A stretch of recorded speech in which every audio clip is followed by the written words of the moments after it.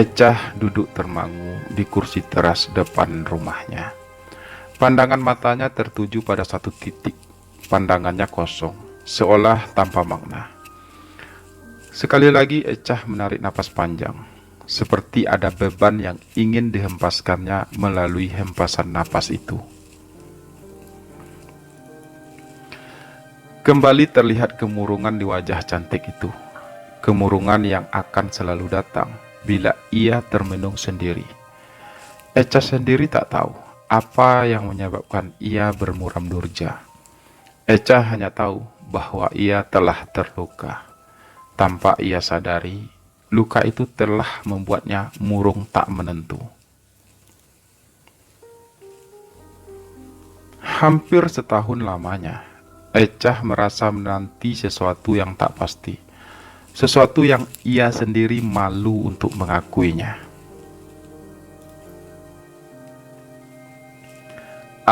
Cowok ganteng yang sederhana yang ia kenal setahun yang lalu, waktu pertama kalinya ia menginjakkan kakinya di desa ini. Pertemuan yang tak sengaja. Cowok itu yang membuat ia terluka. Tapi gak salah, batin Ecah. Pikirannya kembali melayang ke masa itu. Masa pertemuannya dengan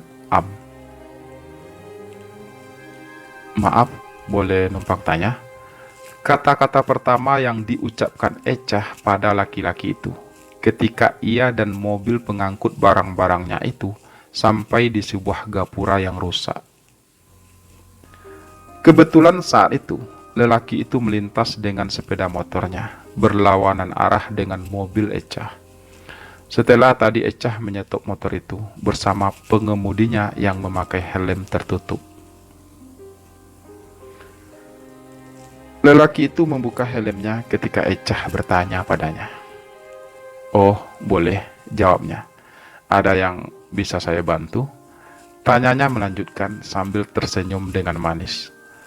Sesaat Ecah sempat gugup karena pemuda di hadapannya penuh simpati. "Oh, begini, apa benar ini desa Mentulik?" tanya Ecah dalam gugupnya. Karena ia kira tadi pengemudi motor itu bukan seorang anak muda, manis. "Iya benar," jawab lelaki itu santai. "Beberapa ratus meter lagi dari sini akan kelihatan rumah-rumah penduduknya," sambung lelaki itu menjelaskan sambil menunjuk ke arah desa yang akan dituju Ecah. "Kalau boleh tahu, kalian dari mana ya? Dan ada perlu apa ke desa Mentulik?"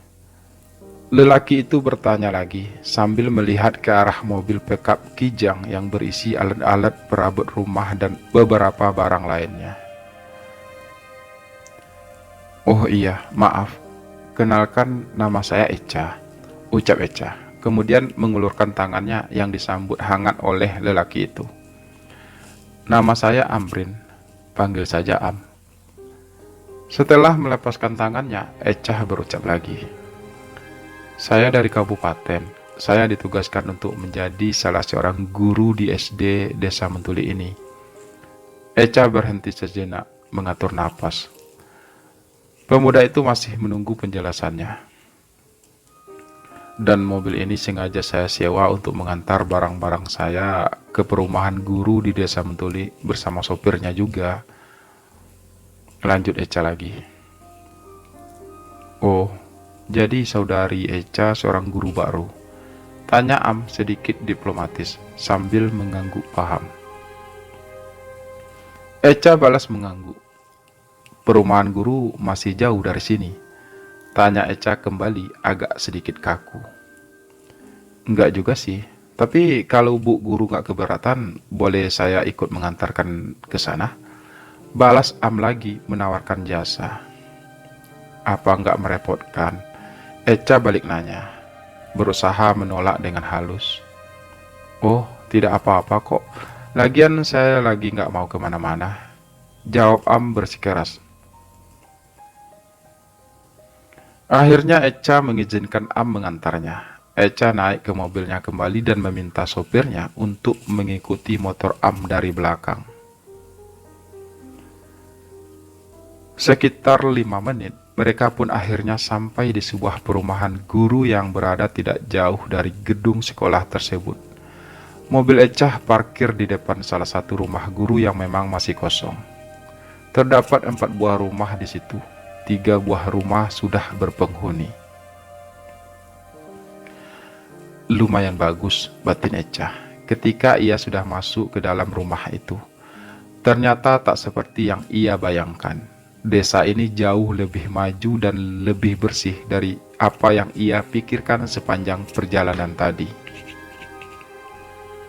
Beginilah tempatnya. Am menghampiri Ecah dan melanjutkan. Di sini hanya rumah ini yang masih kosong. Yang lain sudah ditempati oleh guru-guru lain. Apa semua guru di sini dari luar semua? Ecah bertanya lagi pada Am sambil mulai mengangkat barang-barangnya turun dari mobil. Enggak juga, ada beberapa orang yang asli orang sini, jelas Am.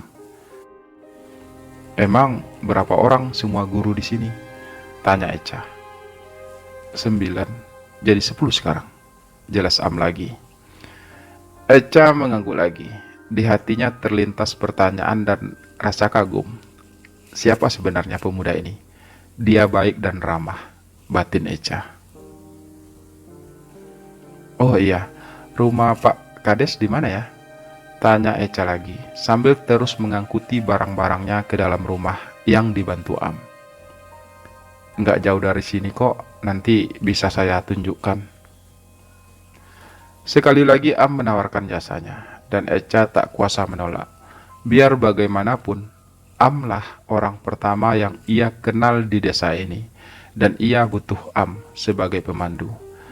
Lagi pula, ia ingin tahu siapa Am. Selesai mengangkuti barang-barangnya dan menyusun sekedarnya di dalam rumah itu, dengan dibantu Am, pekerjaan itu jadi lebih mudah dan cepat. Ecah kemudian membayar sejumlah uang sesuai perjanjiannya kepada sopir tadi. Dan setelah mengucapkan terima kasih, sopir itu pun pamit pergi. Makasih ya Am, kamu sudah sangat banyak membantu saya, ucap Ecah mulai merasa akrab. Oh, nggak apa-apa kok, jawab Am singkat. Kemudian melanjutkan. Kamu jadi kan ke rumah Pak Kades? Tanyanya. Ecah pun mengangguk. Am mengantar Ecah ke rumah Pak Kades pakai motornya. Setelah semua urusannya dengan Pak Kades selesai, Am mengantar Ecah kembali ke perumahan guru. Lalu kemudian ia pun pamit untuk segera pulang ke rumahnya. Itulah awal perkenalan Ecah dan Am yang menghadirkan kesan tersendiri di hati Ecah, mungkin juga di hati Am.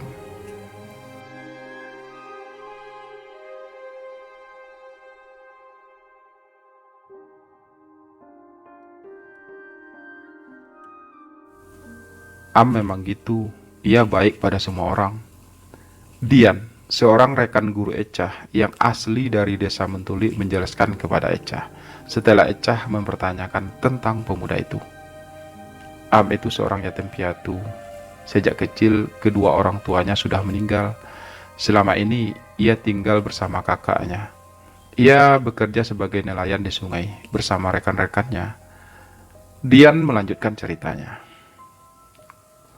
Memang sudah hampir 1 bulan Ecah tinggal di desa ini. Ia jarang bertemu dengan Am. Kalaupun ketemu, palingan cuma sebentar. Am akan tersenyum padanya, kemudian Ecah akan membalas senyum Am. Cuma itu saja. Ecah belum juga tahu siapa Am, sampai ia kenal dengan Dian. Dan kebetulan Dian asli dari desa sini. Tentunya Dian tahu siapa Am. Makanya Ecah berani bertanya pada Dian tentang Am. Setahu saya, Am itu belum pernah pacaran, jelas Dian, ketika Ecah bertanya tentang Am lagi. Am dan saya dulu sempat dekat sebelum saya menikah. Am teman yang baik, walau ia agak pendiam, tapi ia sangat pengertian orangnya, lanjut Dian. Setelah saya menikah, kami jarang bersama lagi. Am sudah jarang main ke rumah. Ya, saya bisa maklum kok. Cerita Dian waktu itu. Melalui Dian lah akhirnya Echa bisa dekat dengan Am, tahu lebih banyak tentang Am, walau Am lebih sering diam jika lagi berdua dengan Echa. Echa yang selalu buka cerita. Echa merasa Am menyembunyikan sesuatu dari dirinya. Entah apa itu. Echa tak bisa menebak. Kadang-kadang Am datang ke rumah Echa sendirian, seperti ada yang ingin ia bicarakan. Namun kemudian tidak jadi. Echa jadi bingung sendiri dibuatnya. "Kamu kenapa sih, Am?" tanya Echa suatu hari di rumahnya. "Sudah hampir setahun kita saling kenal, tapi aku tak banyak tahu tentang kamu, kecuali dari Dian," ucap Echa. "Ah, nggak apa-apa kok, Cah," jawab Am sekenanya. Selalu begitu, pikir Echa. Am selalu menjawab begitu tiap kali Echa bertanya sesuatu padanya. Andai saja Am tahu betapa Echa ingin Am bicara jujur padanya, betapa Echa telah jatuh hati padanya, bahkan sejak kali pertama mereka bertemu dulu. Namun Am terlalu dingin bagi Echa. "Ada apa denganmu, Am?" Echa membatin penuh tanya. "Ternyata kita banyak persamaan ya, Am." Echa membuka pembicaraan lagi. "Sama-sama anak bungsu, tahun lahir kita pun sama, cuma beda tanggal dan bulannya saja." Echa berhenti sesaat, menatap Am yang pura-pura mengalihkan perhatiannya. Echa melanjutkan, "Tapi masa sih di usiamu yang sudah hampir 24 tahun, kamu belum pernah pacaran?" tanya Echa melanjutkan. Am menatap Echa lagi, kemudian buru-buru menunduk, tak berani membalas tatapan Echa lebih lama. "Memang belum pernah, aku belum sempat memikirkan hal itu," jawab Am akhirnya, sedikit acuh. Am itu aneh, Echa menyimpulkan. Sekali waktu Am tampil di depannya penuh ceria dan humor. Lain waktu, Am akan diam tanpa bicara. "Mungkin Am lagi ada masalah, Cah," kata Dian ketika Echa mempertanyakan hal itu. "Mungkin juga sih, tapi Am kok nggak mau cerita ya?" balas Echa. "Barangkali ia malu, Cah. Dulu saja sama aku dia jarang cerita kok. Malahan dia yang sering mendengarkan ceritaku," jelas Dian. "Lalu sampai kapan aku harus begini?" batin Echa lagi. "Haruskah aku menunggu Am? Atau aku harus belajar untuk melupakan Am?" "Ah, itu tak mungkin. Aku tak bisa melupakan Am begitu saja. Seaneh apapun Am, aku terlanjur menyayanginya. Aku terlanjur berharap banyak padanya," batin Echa merintih.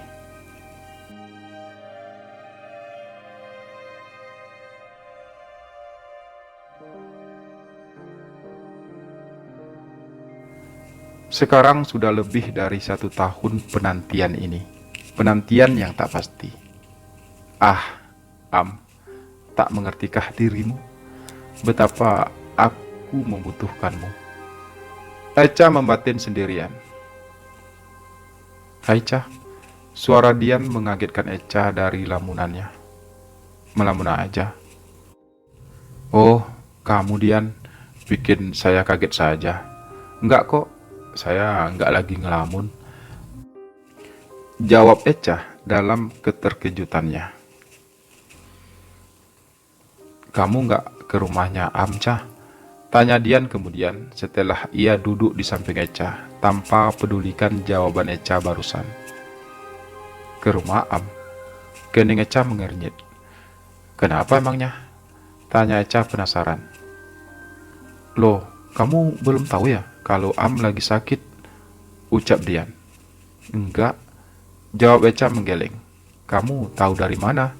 tanyanya kemudian. "Tadi pagi aku mampir ke rumahnya. Udah 2 hari ini Am terbaring sakit," dia menjelaskan. Dan Echa terkejut mendengar berita itu.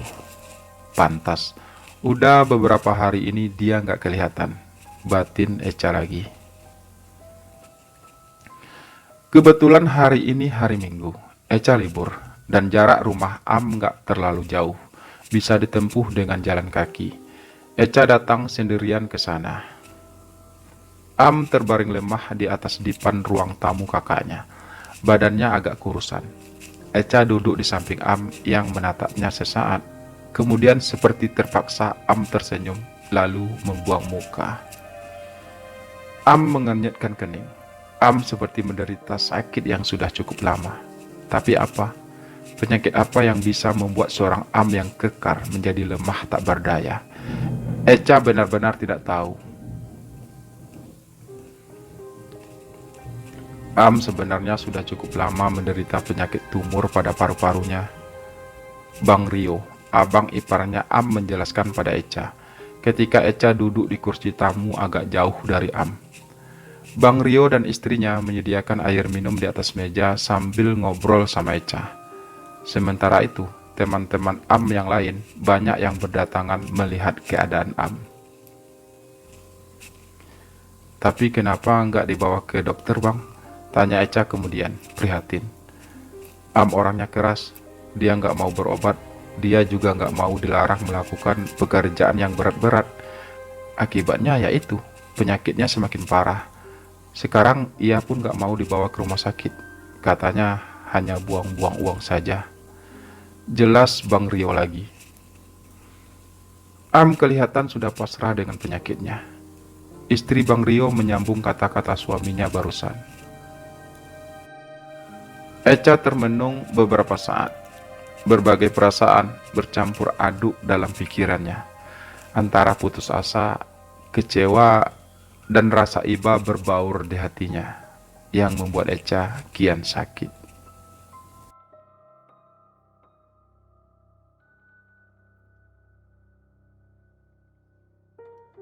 Keesokan harinya, Am dikabarkan meninggal dunia. Eca melihat dengan jelas ketika jenazah Am dimasukkan ke pembaringannya yang terakhir. Eca ingin menangis, tapi ia berusaha menahan air matanya agar jangan tumpah saat itu juga. Am, mengapa kamu hadir hanya sesaat, tapi telah mampu membuatku kecewa berkepanjangan? Andaikan aku tahu sejak awal semua akan berakhir seperti ini, aku tak akan pernah mengharapkanmu. Am, rintih hati Eca. Kamu harus kuat, Cah, hibur Dian.